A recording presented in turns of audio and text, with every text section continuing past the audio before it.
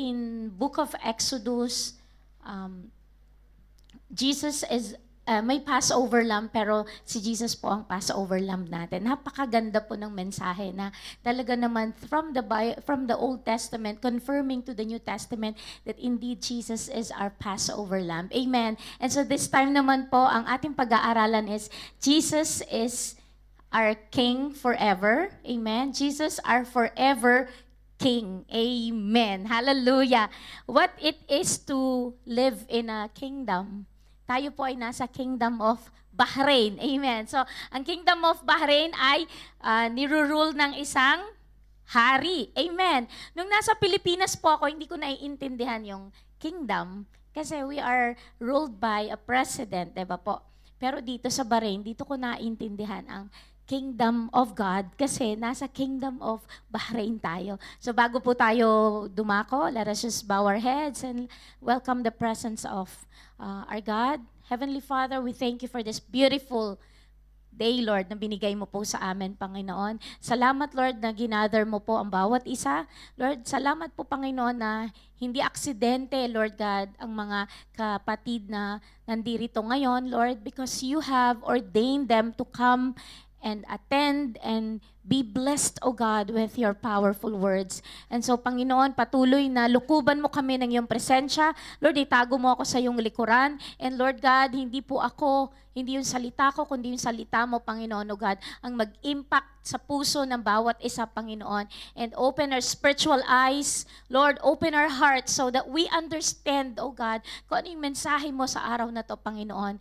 Lord, and we thank you, Jesus, na hindi kami lalabas sa bulwagang ito, Lord, na hindi po na-encourage, na-empower, at Lord, hindi po namin naiintindihan, Lord God, ang mensahe mo sa araw na to. We just worship you, Lord God. We adore you. Holy Spirit, have your way. You are our teacher today. In Jesus' name, we pray. Amen! Hallelujah! Praise the Lord! Thank you, Jesus. Kamusta na po kayo ngayon? Natapos na ang ceasefire. 1 week. Parang walang nangyayari. Amen. Back to normal. But we're praying because hindi po ito totoo.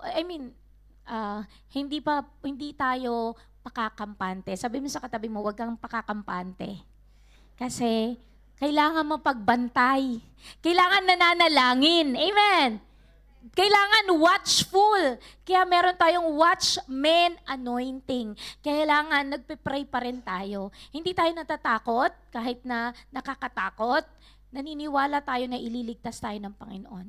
At kung kalooban ni Lord na tayo mawala na sa mundong ito, big sabihin, tapos na ang mission natin. Pero pag hindi pa tapos ang mission natin, kahit pa anong mangyari, hello, andyan ka pa din. Amen. Kasi gagamitin ka pa rin ng Panginoon. Amen po ba? Nagkakaintindihan tayo?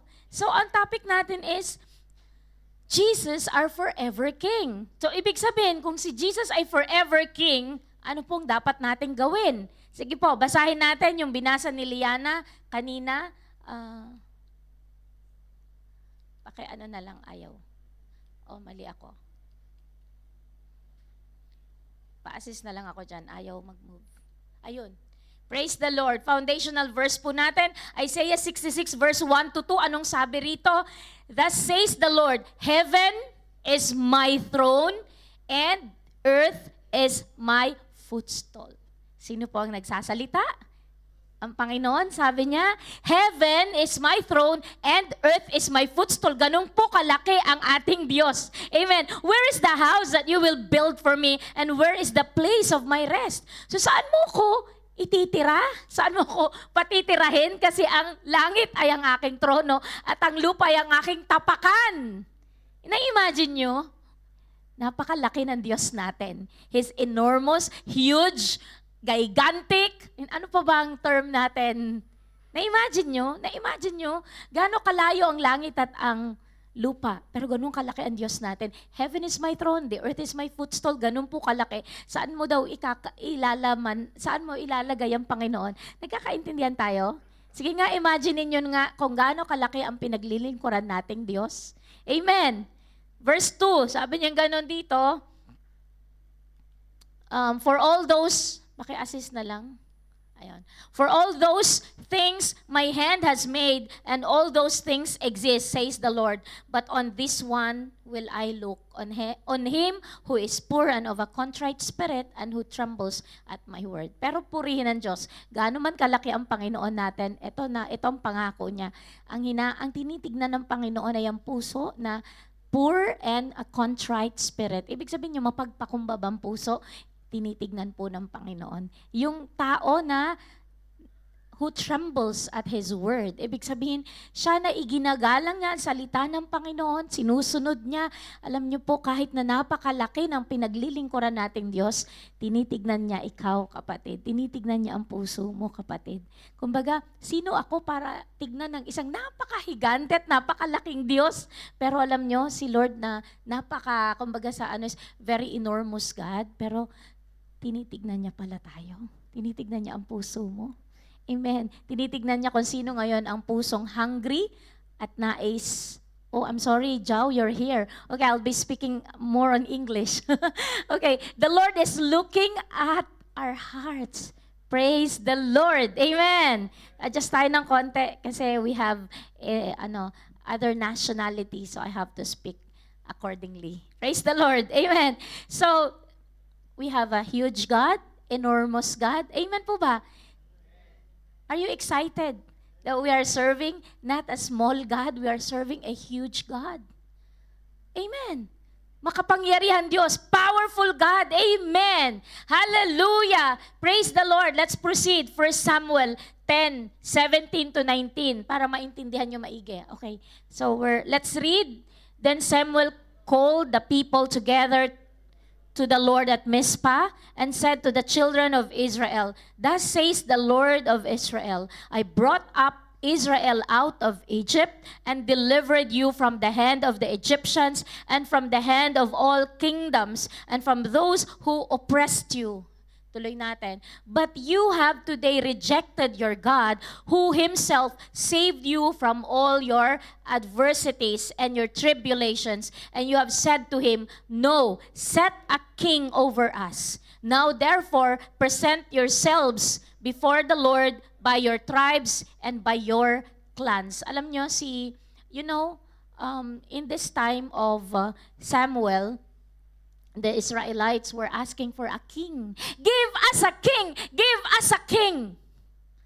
You know what? That time, it was God who is the king of Israel. Pero sila, Lord, there are nations who have kings. We want king. We want the king. So nagprotesta sila kay Samuel. Bigyan mo kami ng hari, bigyan mo kami ng hari. We want a king. So what happened? Then sinabi ni Samuel, Thus saith the Lord God of Israel, I brought up Israel out of Egypt. Sabi ni Lord, ako ang nagligtas sa mga Israel out of Egypt, delivered you from the hand of the Egyptians and from the hand of all kingdoms and from those who oppressed you. Niligtas ko kayo mula sa Egyptians at sa lahat ng mga kingdoms na nagligtas sa inyo, but you have rejected your God, who Himself saved you from all your adversities and your tribulations. And you have said to Him, No, set a king over us. So, you know what? God was upset na sa mga Israelitas that matapos iligtas ng Panginoon ang mga Israelitas, then here comes this stubborn people. Sasabihin nila, No, set us a king. Give us a king. So what happened? To cut the story short, 2 Samuel, hindi ko na nilagay dito yon. You know what happened? God ordained King Saul. So the first king of Israel, when they clamored for a king, give us a king! So ang ginawa ni Lord, sige, i-anoint mo si Saul. Sabi ni Lord kay Samuel. So, in-anoint si Saul. Okay? Nagkakaintindihan tayo? Are we in the same page? History muna tayo. If you're reading your Bible, praise the Lord. You can follow. Okay? So, ano nangyari? Binigay si Samuel. Pero, binigay ni Saul, ni Lord kay si Samuel yung prophet. inanoint niya si Saul, praise the Lord, from the tribe of Benjamin. Pero alam nyo, Saul has been rejected by God as well. Bakit? He disobeyed God. So ano nangyari? Na-reject si Saul, sinong pumalit? David. A man after God's heart, it was King David. Okay, puntahan na natin sa 2 Samuel chapter 7, 12 to 16. Huwag po kayong matutulog. Let's just continue to read kasi history po ito. No? When 2 Samuel 7, 12 to 16, when your days are fulfilled and you rest with your fathers, I will set up your seed after you, who will come from your body, and I will establish his kingdom. Makinig kayo maigi pag may mga kingdom, kasi usapang king tayo, so kingdom. He shall build a house for my name, and I will establish the throne of his kingdom forever. Okay? And I will establish the throne of his kingdom forever. Okay? Forever. Importante yon. Verse 14, I will be his father and he shall be my son. If he commits iniquity, I will chasten him with the rod of men and with the blows of the sons of men. But my mercy shall not depart from him, as I took it from Saul, whom I removed from before you. And your house and your kingdom shall be established forever before you. Your throne shall be established forever. Hallelujah. Nag-uusap si David at ang Panginoon. At ang sabi niyang ganon, i-establish ni Lord ang kingdom through the lineage of David. Amen. Sabi niya ganon, we will establish the throne of his kingdom forever. It was promised to David that the kingdom of David will be forever. Okay? So down the line po, sabi niya ganon, kahit na ang son mo mag-commit ng iniquity, magkasala, kasi yung may mga lineage po si David na hindi rin maganda yung naging buhay nila. But then because God made a promise that He will establish His kingdom forever, alam niyo po kung ano nangyari? Isaiah chapter 9 verse 6 to 7. I'm journeying you through the fulfillment that Jesus is our King forever. Okay? Isaiah 9 verse 6 to 7. For unto us a child is born, unto us a son is given, and the government will be upon his shoulder, and his name will be called Wonderful Counselor, Mighty God, Everlasting Father, Prince of Peace. Hallelujah. Verse 7. For of the increase of his government and peace there will be no end, upon the throne of David and over his kingdom, to order it and establish it with judgment and justice from the time forward, even forever. The seal of the Lord of hosts will perform this. Hallelujah. Sinabi sa Isaiah, it was predicted na sino po? For unto us a child was born. Sino to? Jesus. Hallelujah. At sabing ganon, unto us a son is given. Sino yon? Si Jesus pa din yon. And the government will be upon his shoulder. Si Jesus pa rin po yun, and his name will be called Wonderful Counselor, Mighty God, Everlasting Father, Prince of Peace. Sino pong pinatutungkulan yan? Si Jesus pa rin. Alam nyo ba, as I preach, alam nyo yung nag-goosebumps ako because I know that this is the promise of God even from the Old Testament. The fulfillment is New Testament, and we have Jesus. Sabi niya, of the increase of his government and peace, there will be no end. Hallelujah! Praise the Lord! Upon the throne of David. Because he promised to David, upon the throne of David and over his kingdom, in order to establish it with judgment and justice from the time forward, even forever. Nagkakaintindihan tayo? May mga word na forever, justice. Ang Panginoon is a God of justice. And kahit ano nangyayari ngayon sa mundong ito, I'm telling you, hindi po nanghina ang ating Diyos na pinaglilingkuran. Amen! He's still the same God. He's a just God. He's a God of justice. Minsan may sumusobra na, pero alam nyo, may ano si Lord meron siyang sukatan. Maya-maya ipo-pour out na lang niya yung wrath niya. Hinay-hinay lang. Vengeance is mine, saith the Lord. Si Lord bahala. Wag kang naiinip. Wag kang naiinip sa Panginoon. Amen. Wag mong pangunahan si Lord. Amen. Just wait. Because God is still enthroned and in control. Amen po ba? Hallelujah! Praise the Lord! Matthew 1 verse 1. Ito na, lumilinaw na. Matthew 1 verse 1. It says here that the book of the genealogy of Jesus Christ, the son of David, the son of Abraham. So in Matthew, you will read the genealogy mula kay Abraham, 14th generation, and then David, 14th generation, and then dumating sa punto na si Jesus Christ. So are you with me? Do you understand that when God promised to David that the kingdom hindi tatanggalin kay David, down the line, diretso yan hanggang kay Jesus Christ. Amen po ba? Kaya alam niyo, nakaka-bless. And if you read the Bible, grabe pala. Kung idugtong-dugtong niyo po pala, pagdating sa New Testament, kung ano yung sinasabi sa Old Testament, yun din po ang nangyayari. And Jesus is the fulfillment of the prophecy in the Old Testament. Amen po ba? Na-excite ako. Now, let us read Luke 1:30-33. I'm establishing the premise that Jesus is our King forever. He was promised in the New Old Testament and He is the King now. Para maliwanag po, Luke 1:30-33, basahin po natin ng sabay-sabay. Then the angel said to her, "Do not be afraid, Mary, for you have found favor with God. And behold, you will conceive in your womb and bring forth a son, and shall call his name Jesus. He will be great and will be called the Son of the Highest, and the Lord God will give him the throne of his father David." Amen po ba? "And he will reign over the house of Jacob forever, and his kingdom there will be no end." Hallelujah! Praise the Lord! The kingdom of Jesus, which is the kingdom of God, up until now, is still alive. Amen? Strong and powerful.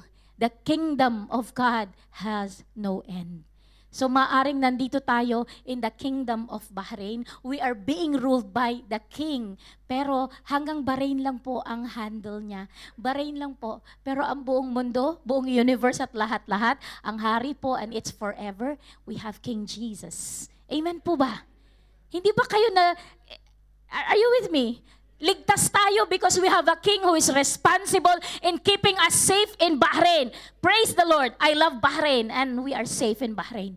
Isipin mo na lang, kung ang king na pinaglilingkuran mo is si Jesus, it's not only Bahrain ang kaya niyang hawakan, the world is in His hands.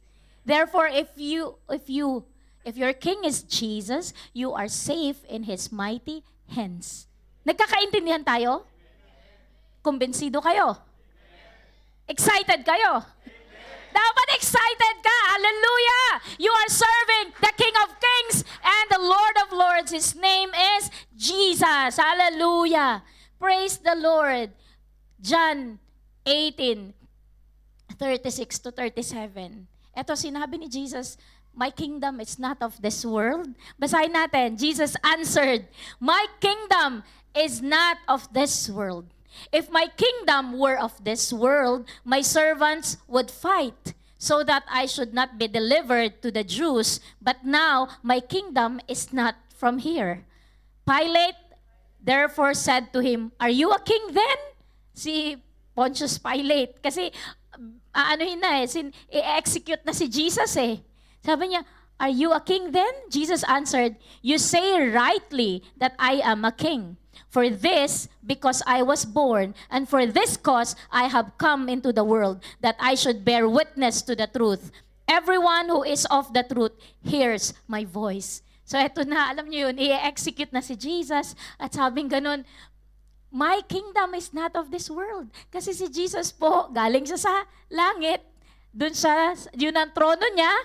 At bumabalan po siya para ano? So that He will pay the penalty of our sins. King Jesus came to this world for the cause of you and me. Mapupunta tayo sa impyerno kung hindi na niya babayaran ang kasalanan natin.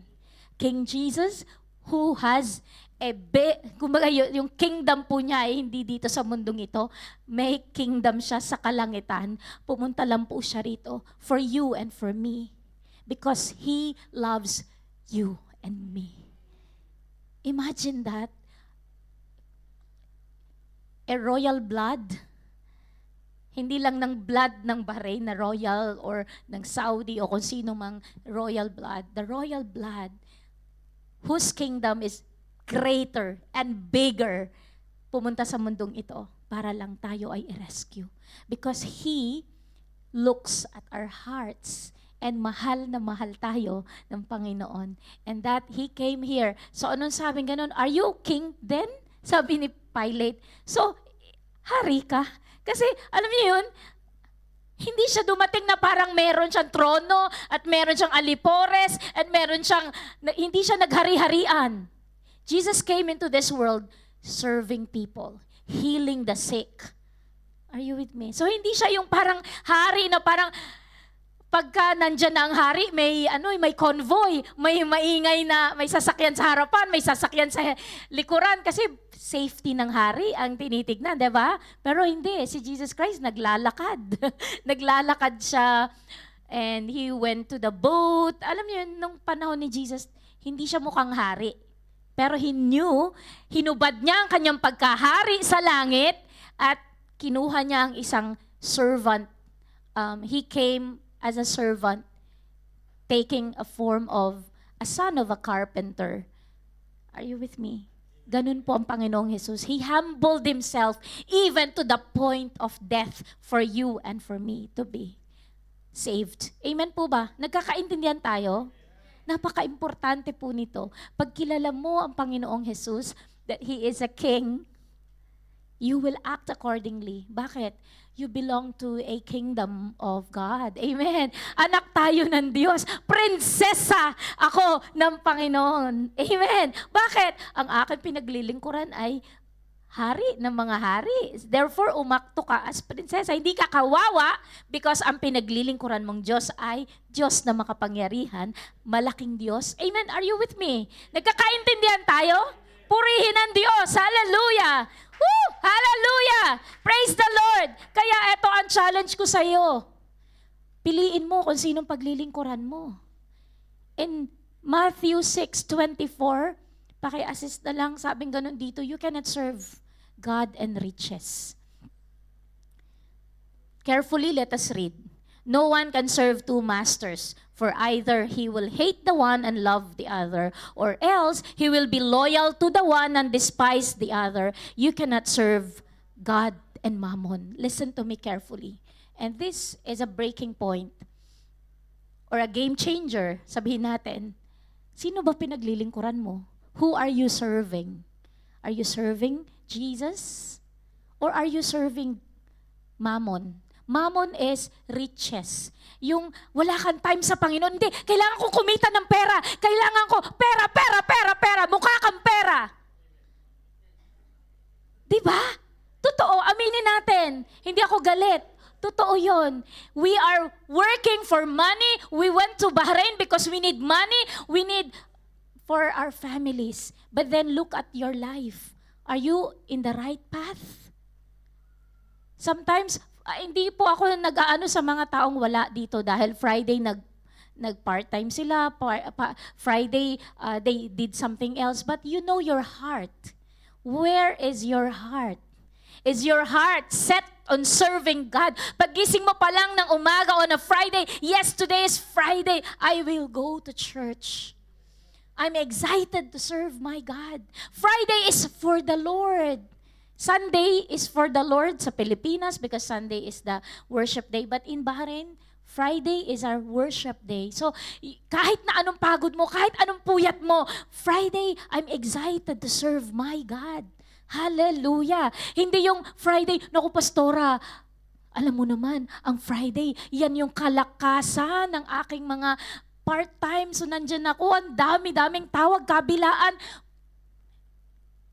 Pasensya ka na, pastora. Mas malaki ang income pag Friday. Kasi overtime yan, pastora eh.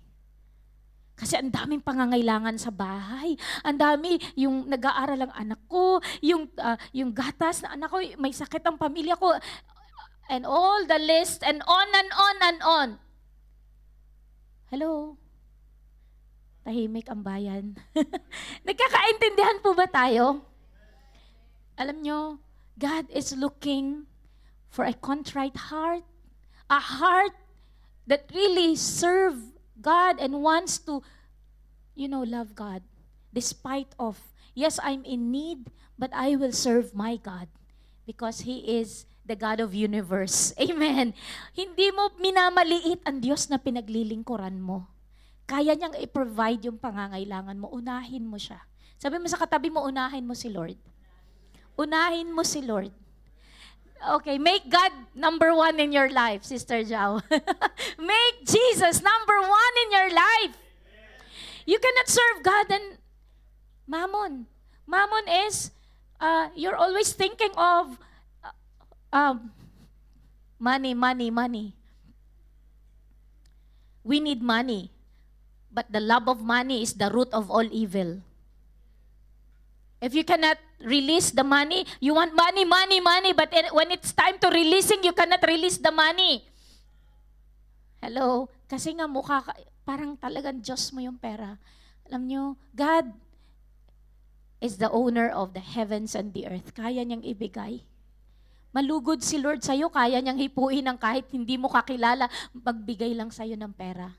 I remember when I was 2 years ago, the Lord touched one man of God. Missionaries. I helped a couple missionaries. Hinanapan ko sila ng magandang lugar.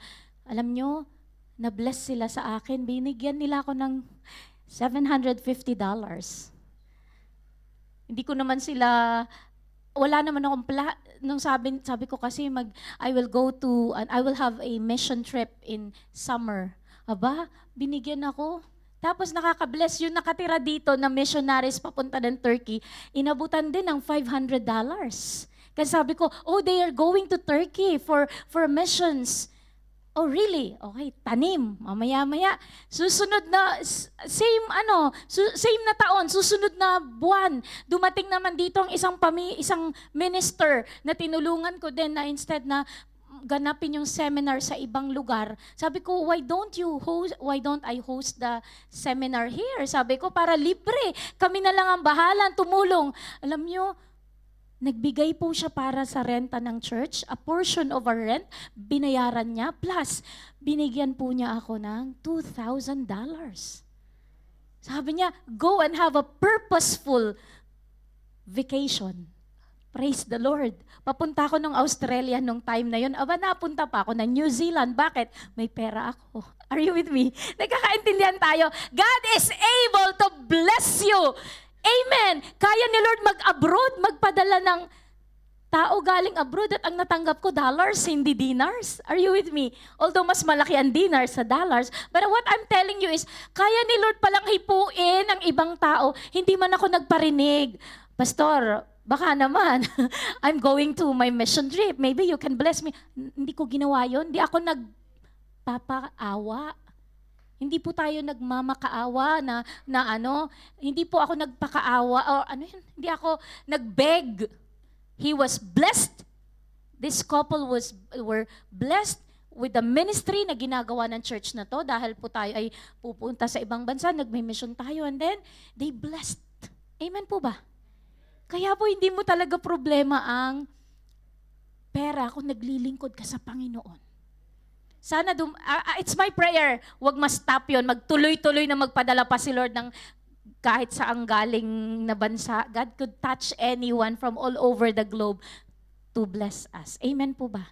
Basta magtiwala ka lang sa Panginoon. Sabi mo sa katabi mo, magtiwala tayo sa Panginoon.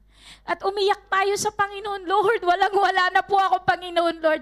I'm in dire need, but I know that you are faithful and that the God that I'm serving is big and powerful and miraculous. Lord, kaya mong hipuin ng kahit sino man, Panginoon, para i-bless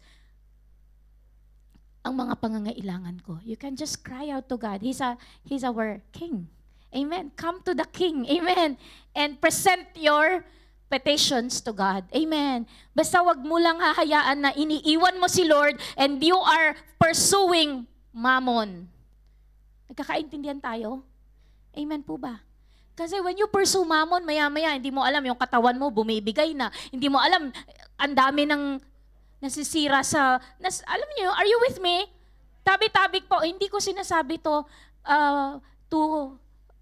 para to condemn people na, si pastora naman, kaya naman ako nagkasakit, hindi naman ako nagsiserve sa mammon eh. Hindi ko sinasabi yun, kaya lang, you know your heart. You know your heart. Amen po ba?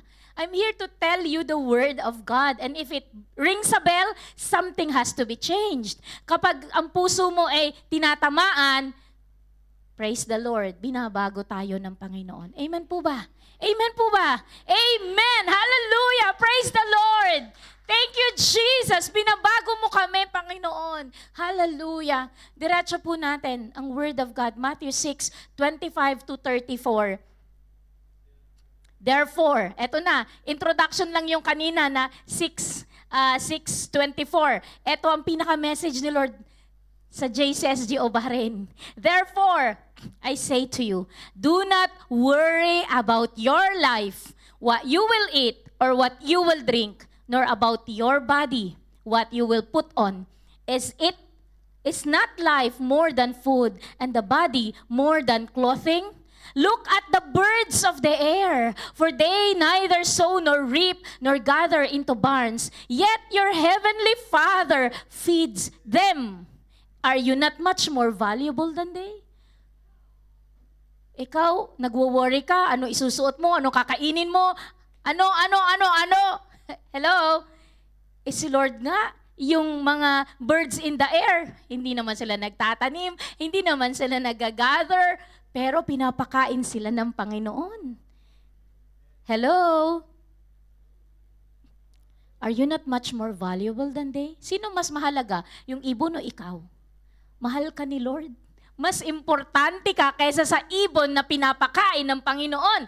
Verse 27, meron pang, may sundot pa yan. Which of you by worrying can add 1 cubit to his stature? Sino sa inyo makakapagdagdag ng height? Nagwo-worry ka, bakit madadagdagan mo ba ang height mo? Ako nga maliit di ba? Hindi hanggang ngayon maliit pa rin. Hindi ko nadagdagan. Ang meron ako, dumadagdag pa ganun, pero yung patangkad hindi. So why do you worry about clothing? Damit.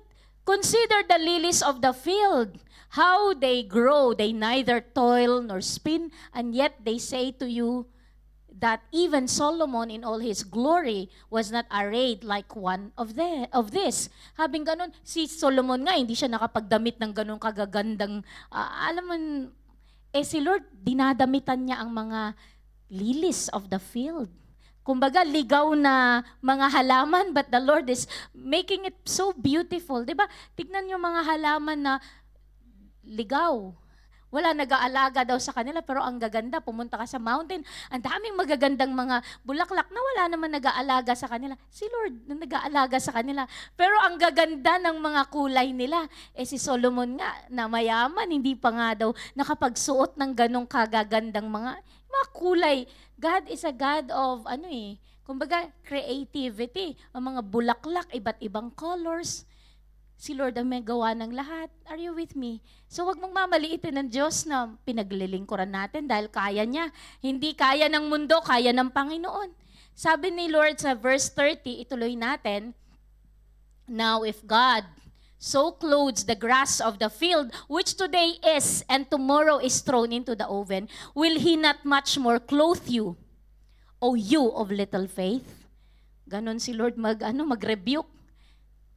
Hello, kung si Lord nga, dinadamitan sila, tas bukas wala na yung grass na yon. Ikaw pa kaya na mahal ng Panginoon? Minsan, hindi lang minsan, madalas, maliit ang faith natin.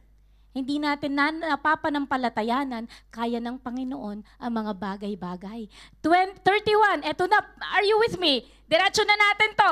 Diretso na to. Therefore, do not worry, saying, what shall we eat, or what shall we drink, or what shall we wear? For after all these things, the Gentiles seek. Ito yung daw yung mga pagano, yung mga hindi naglilingkod kay Lord.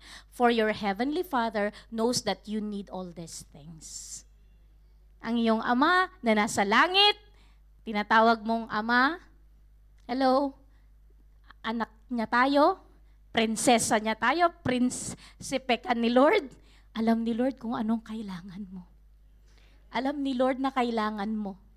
Marami akong maling desisyon sa buhay na nagpahamak sa akin. Like for example, napangutang ako, nalubog din ako sa utang. Alam niyo yun, kasalanan ko.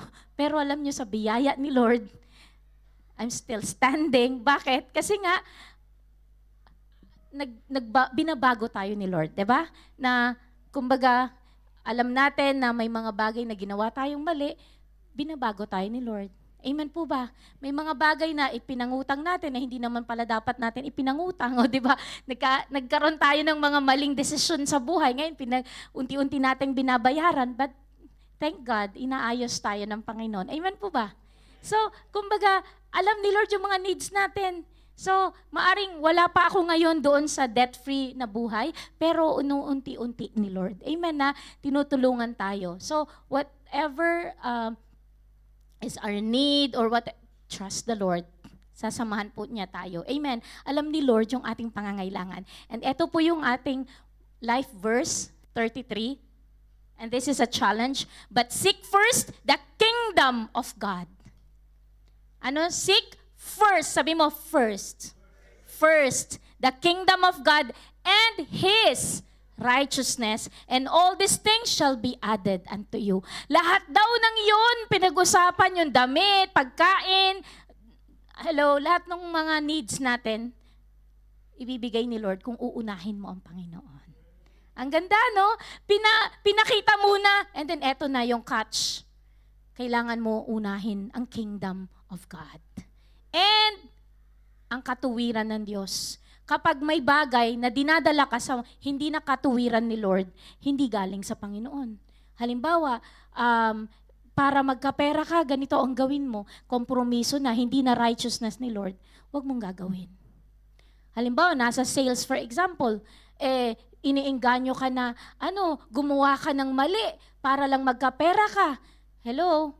Maraming ganun, di ba? Maraming tukso pag sales ka para magkakapera ka na marami, pero ganito gawin mo. Oh, that's not righteousness of God. I will not do that. Are you with me? Seek first His kingdom. Ano yung nakakalugod kay Lord? And His righteousness. Idadagdag ni Lord yung mga bagay-bagay. Amen po ba? So wag mong iiwan ang kingdom ni Lord. Uunahin mo ang kingdom ni Lord. Amen po ba?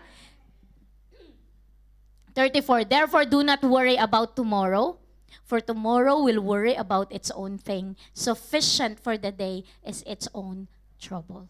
Yung araw ngayon, ang dami ng trouble. Huwag mo nang iisipin yung bukas. Si Lord, bukas, nandun na si Lord sa bukas. Amen. So ngayon, huwag ka munang mag-worry ng para sa Sabado. Ngayon muna, kasi Friday ngayon. Isipin mo yung mga bagay ngayon at alam mo na hindi mo kaya, tumawag ka sa Panginoon. Lord, hindi ko alam kung anong gagawin ko. I need your divine intervention. God will take care of tomorrow. Minsan yung takot mo sa tomorrow, mas na-stress ka, na-anxious ka, anxiety, attack, yung bukas iniisip mo, yung pala darating ang bukas at kasama mo naman pala si Lord bukas. Sasabi mo, hala, grabe talaga, nag-alala ako sa bukas. Yung pala, yung bukas dadating, kasama ko naman si Lord. Maraming beses, alam nyo, nag-overthinking kayo. Are you with me? Yung kakaisip mo, hala, bukas na, bukas na. Akala mo, mamamatay ka na bukas dahil sa iniisip mo. Pero nung dumating yung bukas, ganun lang pala yun. Mapagtatagumpayan ko din yung bukas. Are you with me? Deadlines or projects na isasubmit, o mga mga due dates natin bukas, ganun. Ano ba naman, wala na ako. Hello? Sufficient for the day is its own trouble. So ngayon parang ang dami So wag mo munang iisipin yung bukas. What I know is, sabi kong ganon, because He lives, I can face tomorrow.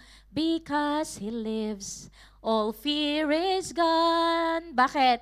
Because I know He holds the future. Bakit? Kasi yung future bukas yun, 'di ba? Si Lord na bahala doon.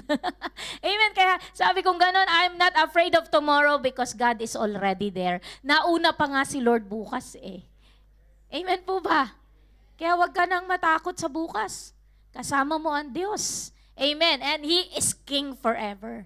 Ang mahirap kung patay na yung hari na sinasabi mong hari mo, hindi ka na niya kayang ipaglaban. Pero buhay ang Diyos natin. And He is forever King. Hallelujah! Konti na lang. Amen. Hebrews 12:28 to 39. Therefore, since we are receiving a kingdom which cannot be shaken, woo! Hallelujah! Let us have grace by which we may serve God acceptably with reverence and godly fear, for our God is a consuming fire. We are receiving a kingdom which cannot be shaken. Ang ang king natin, Bahrain, is a small country. Kingdom of Saudi. Ano pa ba yung mga kingdom natin? Nagkakaroon ng war in the GCC. Ano rin sila. Siyempre, kailangan din ng alliances, ng tulong. Alam niyo yun, nung mga times that missiles are coming to Bahrain, kanino tayo tatawag para sa mga drones na anti-missiles? Or tawag dito, yung mga interceptors. Tumawag ng help from Ukraine because they have been, kumbaga, ginigera na sila na ilang panahon ng Russia, pero matibay pa rin. Nung tinignan ko ang mapa, Russia ang laki, Ukraine ang liit. Pero alam nyo, grabe yung na-develop na ng Ukraine ang kanilang anti-interceptors. So sila ngayon ang nag-supply dito sa bandang GCC. Kasi naman, si Russia nagsusupply din sa Iran. So nagsusupply si Ukraine. I just want to share with you na, kumbaga, kailangan pa rin ng kingdom, these earthly kingdoms, kailangan ng mga alliances sa iba't ibang bansa, sa iba't ibang hari o mga presidente. Pero alam nyo, I want you to know that our kingdom, which is the kingdom of Jesus Christ, cannot be shaken. Woo! Hallelujah! Panalo ang kingdom na kinabibilangan natin kasi Jesus is the forever King of this kingdom. Nagkakaintindihan tayo? So dapat it settles everything. It settles your fear dahil ang pinaglilingkuran mong kingdom is hindi pwedeng ma-shake. It cannot be shaken and it is forever settled. From the beginning of time, ang ating pinaglilingkuran ay Diyos na makapangyarihan and ang kingdom niya forever. Hindi siya mamamatay. Ang king natin is forever. Amen. Namatay siya pero muling nabuhay on the third day and He is seated in the right hand of the throne of our God. Hallelujah. Fast forward na tayo. Patapos na ang Bible, babasahin natin ang Book of Revelation. Ito yung mga prophecies about the kingdom of God. Samahan niyo ako. Pakibasa Revelations 4:10 to 11.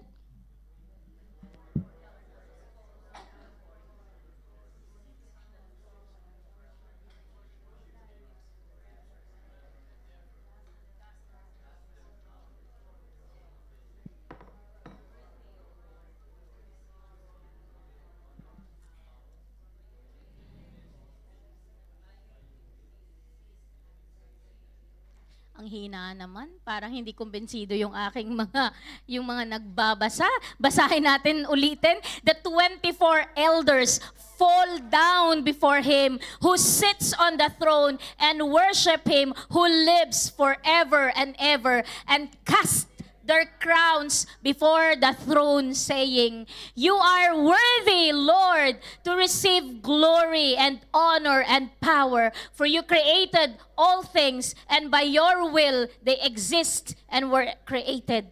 Alam niyo po, meron pong trono sa kalangitan at merong 24 elders na nagbabow down, everyday nagbabow down at nag-worship, and they cast their crowns. May picture yan. Pakita nga yung picture. Nandyan na ba yung picture? Yan. Nakikita niyo yung trono?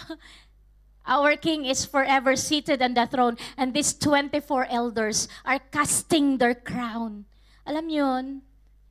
Kumbaga, our King is a King forever. And alam mo, kahit meron kang corona, because of the worthiness of Jesus Christ, you will remove your crown and cast it before the throne of the King. Why? Because sabi mo, hindi ako karapat-dapat dito sa karangalan na to. Ikaw, Panginoong Jesus, ang mabigyan ng karangalan. Hallelujah! Are you with me? Alam nyo, magkakaroon ng ano sa langit yung pagdating ng araw dahil nagpatuloy tayo sa Panginoon. May awarding ceremonies. Meron din tayong mga corona.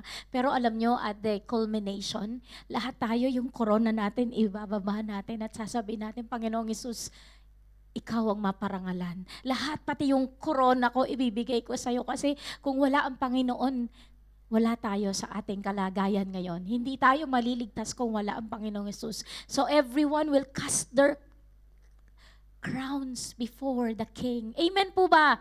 Nakita nyo tong imagination na to. Kumbaga, ito yung nasa Bible eh. They will cast their crowns. Ganong katindi ang worship that our God deserves. Amen! Nagkakaintindihan tayo. Bilisan na natin. May konti pang verses. Revelation 7, verses 9 to 11. After these things I looked, and behold, a great multitude which no one could number, of all nations, tribes, peoples, and tongues, standing before the throne and before the Lamb, clothed with white robes, with palm branches in their hands, and crying out with a loud voice, saying, Salvation belongs to our God who sits on the throne and to the Lamb. Hallelujah. Verse 11. And the angels stood around the throne, and the elders, and the four living creatures, and fell on their faces before the throne, and worshiped God. And sabi ganun dito sa isang vision, lahat ng tao, multitude, great multitude, ang dami. Walang makabilang sa kanila. Nations, tribes, people, tongues. Ibig sabihin nito, lahat na ng nasyon gathered before the throne of Jesus Christ. And anong ginawa nila? They were standing before the throne and before the Lamb. Alam nyo kung sino ang Lamb? Jesus, our Passover Lamb. Yun ang pinag-usapan natin last Friday. Clothed with white robes, with palm branches in their hands. Anong sinisigaw nila? Salvation belongs to our God who sits on the throne and unto the Lamb. Hallelujah. And ang mga tao at ang four living creatures and yung 24 elders, they worship God. Amen. He deserves all our worship. He is King forever. Hallelujah. Purihin ang Panginoon. Are you with me? Alam nyo, nagkagulo-gulo na ang mundo, hindi matitinag. Diyos po pa rin siya na enthroned sa langit. Siya pa rin ang hari. He is King, seated forever. Hallelujah! Praise the Lord! Amen! Revelations 19. So kanina, Revelation 7, 4, nagcast ng crown. Revelations 7, all tribes, tongues, lahat, hindi mabilang kung sino yung mga yon, but they were worshiping the one in the throne and the Lamb of God. Sabing ganon. Ito na Revelations 19. Patapos na ang Revelation. Ito po ay vision. Tignan natin. And the 24 elders, di ba 24 elders kanina? 24 elders, laging nandyan po sila. And the four living creature, yan pa rin yun sa chapter 7, fell down and worshiped God who sat on the throne. Sino po? Who sat on the throne, King. Amen. Saying, Amen, Hallelujah. Then the voice came from the throne saying, Praise our God, all you servants and those who fear Him, both small and great. And I heard, as it were, the voice of a great multitude, as the sound of many waters, and as the sound of mighty thundering, saying, Hallelujah, for the Lord omnipotent reigns. Woo! Hallelujah! Purihin po ang Panginoon. Grabe ma-action sa langit. Ang daming nangyayari sa langit. One thing I can tell you, worship. Worship. Sino ang due ng worship? Ang Panginoong enthroned. He is enthroned forever. And alam nyo, worship upon worship. At anong sinasabi? The Lord God reigns. The Lord God, omnipotent, reigns. Anong ibig sabihin omnipotent? All-powerful.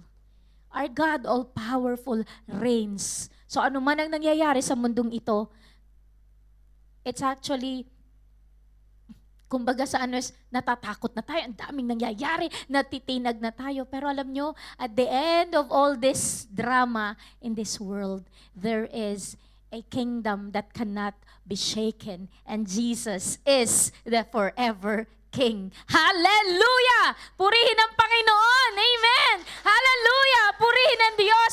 Tumayo po tayong lahat sa presensya ng Panginoon. And let us just give Him the due worship.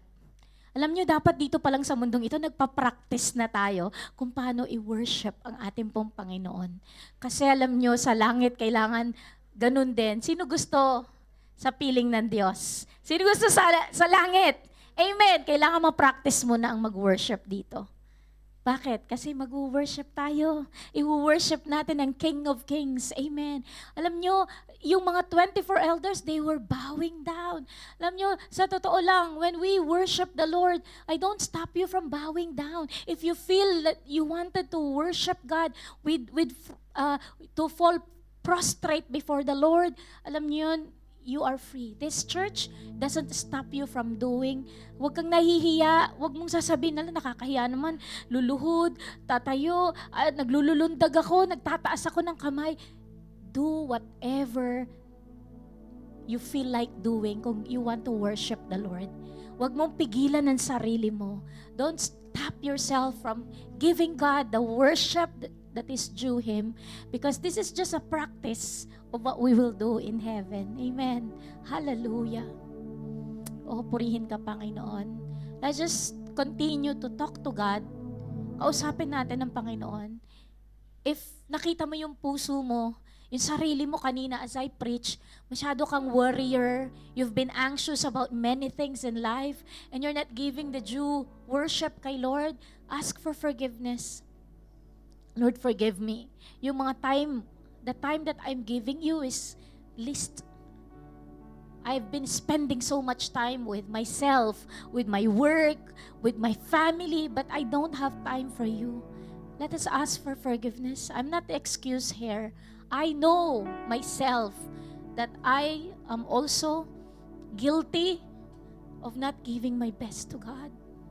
But here I am asking for forgiveness as well. Lord, forgive us, Lord, for not giving you due respect, due worship. Lord, forgive us, Lord, that the things that around us are troubling us. Lord, nag-aalala kami sa tuwing may mga nangyayari sa paligid, natitinag ang aming peace. Lord, yung puso namin halos lumundag kapag Lord, may mga bombings, may mga ingay kaming naririnig. Lord, forgive us for not trusting you, Lord God, in our finances, in our way of living. Akala namin, Lord, solo lang namin ang buhay, but you promise that you will never leave us nor forsake us. You will take control over our circumstance na hindi namin kayang i-control, Panginoon. Lord, forgive us na namamaliit ka po namin, O God. We look unto you, but not as the big God of the Bible that we're reading. We look unto you na napakaliit, na hindi mo kayang isolve ang mga problema namin, kaya sarili na namin ang nagsusolve ng problema namin. Lord, forgive us, Lord. Forgive us. Hallelujah. Lord, open our spiritual eyes that we will see you, a huge, enormous, big God who is in control, who is enthroned, Lord God, forever enthroned, Lord God. And you're so concerned of us, Lord. Bawat isa sa amin, mahal na mahal mo, Panginoon. You're looking at every heart. Inuuna ka ba namin o inuuna namin ang ibang bagay? Lord, alam mo, Panginoon. And you want us all to seek you first. Seek first your kingdom and your righteousness. Because Lord, you've promised yung mga needs namin, all, i-add mo naman po sa amin, Lord, yun eh. Hallelujah. Thank you, Jesus.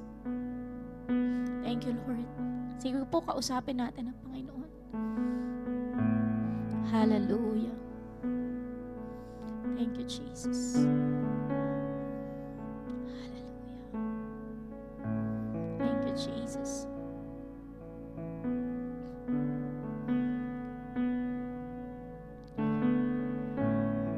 Can we just worship the Lord?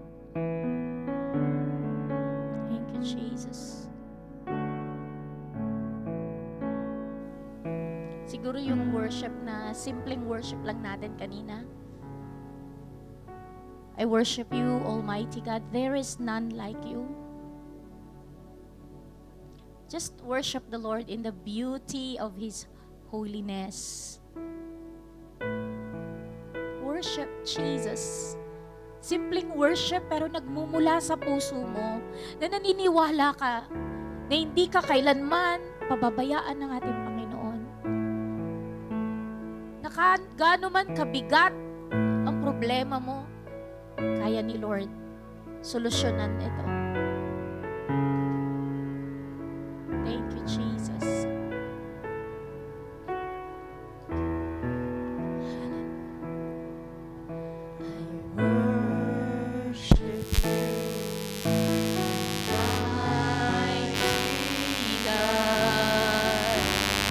There is none like you.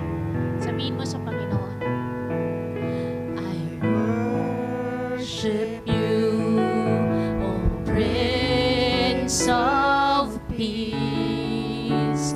That is what I long to do. I give you praise, for you are my righteousness.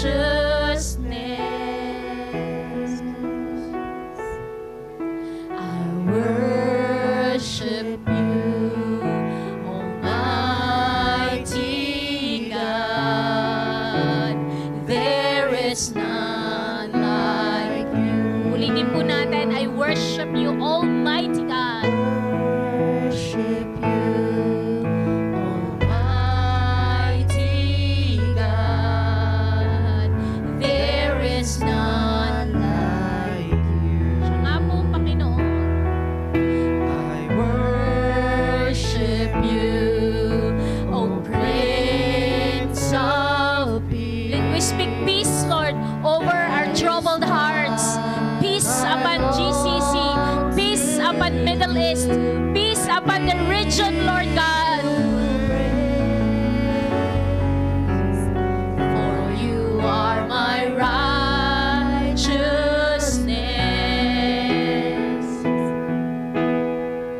I worship you, Almighty God.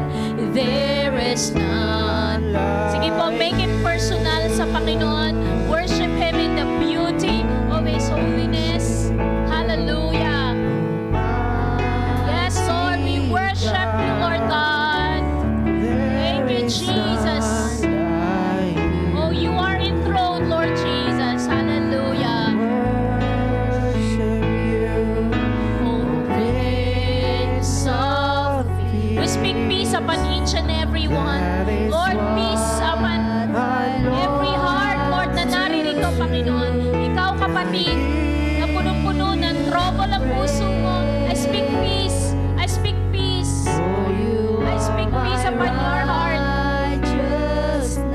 Hallelujah. We serve a powerful God, Almighty God. Hallelujah. Thank you, Jesus. We worship you, Lord. Thank you, Jesus.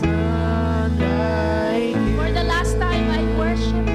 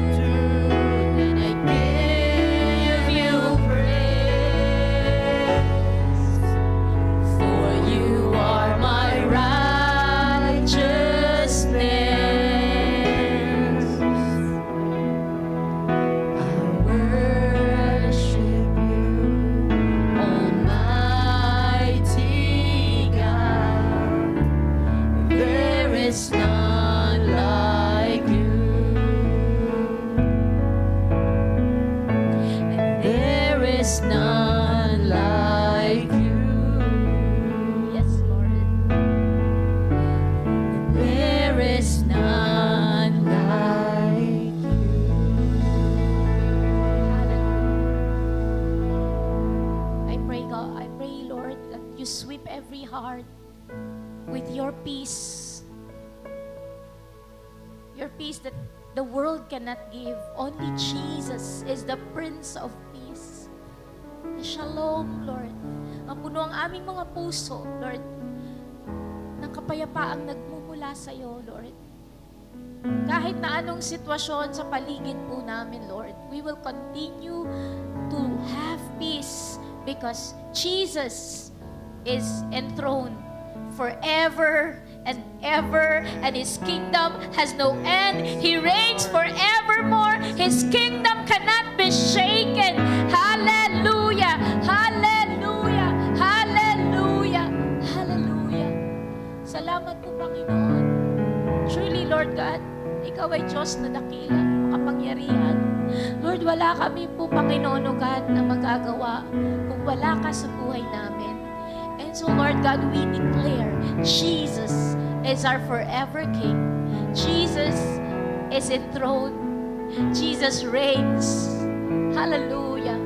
And so, Lord God, patuloy na makita namin yung mandate na nilagay mo sa amin as your children, that we will not be distracted, but we will continue to expand your kingdom. Your kingdom, Lord God, is forcefully advancing. The gospel of Jesus Christ will be preached into all the world, O God, as a testimony, Lord God, na Ikaw ang Diyos na dakila at makapangyarihan. Lord, may we, your church, be your mouthpiece to declare the Lordship of Jesus Christ. And we will go forth and share to all people out there na hindi pa nakakilala sa iyo, Panginoong Hesus, na merong dakilang hari, makapangyarihan, na kaya niyang hawakan ang buong mundo.